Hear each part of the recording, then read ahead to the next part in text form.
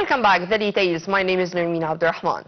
President Abdel Fattah al-Sisi highlighted the importance of unifying international efforts to stop the Israeli genocide war in Gaza and prevent the expansion of its security and humanitarian repercussions. The president's remarks came while receiving U.S. Senator Lindsey Graham, the head of the Senate Appropriations Subcommittee, Foreign Operations and Related Programs, in the presence of Minister of Foreign Affairs Sameh Shoukry and the Chief of the General Intelligence Services General Abbas Kamel. Details follow. President Abdel Fattah al-Sisi received on Saturday Lindsey Graham, the U.S. Senate Appropriations Subcommittee State, Foreign Operations and Related Programs, in the presence of the Minister of Foreign Affairs Sameh Shoukry and Chief of General Intelligence Services Abbas Kamel.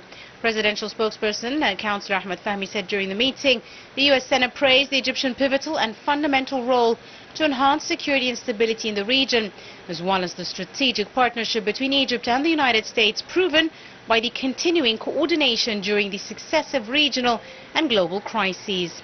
Graham also hailed the Egyptian efforts and mediation to contain the deteriorating situation in the Gaza Strip and appreciated the burdens that Egypt bears to implement relief aid. For his part, President al-Sisi reviewed the Egyptian vision to solve the humanitarian crisis in the Gaza Strip, as the president highlighted the importance of unifying international efforts to stop the war and prevent the expansion of its security and humanitarian repercussions. The president renewed his warning of the danger of continuing Israeli military operations in the Palestinian city of Rafah and the associated aggravation of the humanitarian catastrophe that the people of Gaza are suffering from.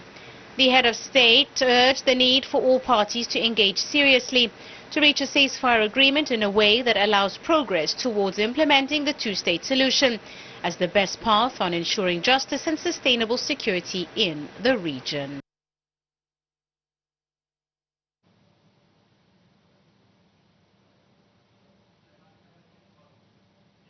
On the ground, Israeli occupation forces have ended operations in North Gaza Jabalia area after days of intense fighting and over 200 airstrikes, while probing further into Rafah in South Gaza, targeting what they say is the last major readout of Hamas battalions. On Saturday, Jabalia residents said they could still hear constant gunfire and artillery shelling from the east. Fresh fighting erupted in the north in early May. Around the same time, Israeli occupation troops took control of the Palestinian side of the Rafah crossing in Gaza's southern border with Egypt. The war has dragged on and Gaza's infrastructure has been widely demolished. Malnutrition has spread among the 2.3 million population as aid deliveries have slowed to a trickle, and the United Nations has warned of the coming famine. Jordan will host an emergency international conference on June 11th to work on the humanitarian response to the war in coordination with Egypt and the United Nations.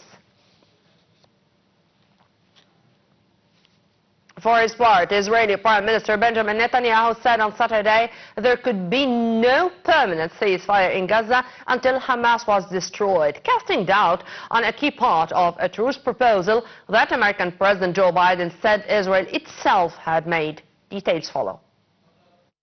Israeli leader Yair Lapid vowed Saturday to support Israeli Prime Minister Benjamin Netanyahu if he goes ahead with a truce and hostage release deal that his far-right coalition partners have previously opposed.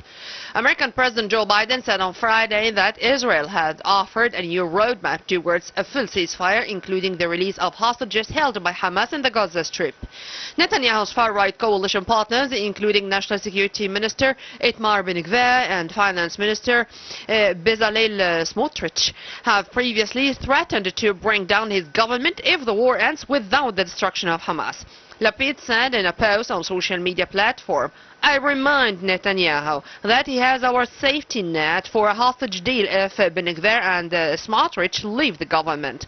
Netanyahu on Saturday insisted that the destruction of Hamas was part of the Israeli plan laid out by American President Joe Biden. Meanwhile, Hamas said on Friday it was ready to engage positively and in a constructive manner, but one of the group's senior officials, Mahmoud Mordawi, said in a Qatari television interview that it had not yet received the details of the proposal. Israeli ground and air campaign in Gaza has left the territory in ruins, led to widespread starvation and killed more than 36,000 people, according to the Palestinian health authorities, who say most of the dead are civilians, women, children and minors.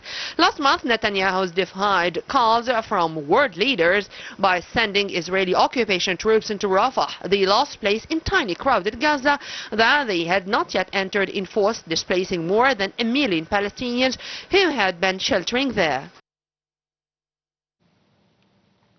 Meanwhile, families of Israeli hostages held by Hamas call for all parties to immediately accept a proposal detailed by American President Joe Biden to end the war in Gaza. But the Israeli government said that conditions for a ceasefire still must be met. Biden outlined a three-phase deal Friday that urged Israel and Hamas to reach an agreement to release about 100 remaining hostages, along with the bodies of around 30 more, for an extended ceasefire in Gaza. Following Biden's speech, hostage families said time was running out. The proposal came after what hostage families called an aggressive meeting Thursday with Israeli National Security Advisor Zahi Hanegbi, who told them that the government was not ready to sign the deal to bring all hostages home and that there was no plan B. Hanegbi said that this week he expects the war to continue another 7 months to destroy Hamas. On Saturday, the Israeli government said that its conditions for ending the war had not changed and that putting a permanent ceasefire in place before the conditions are fulfilled is a non-starter, as many families of hostages accuse the Israeli government of a lack of will to secure a deal.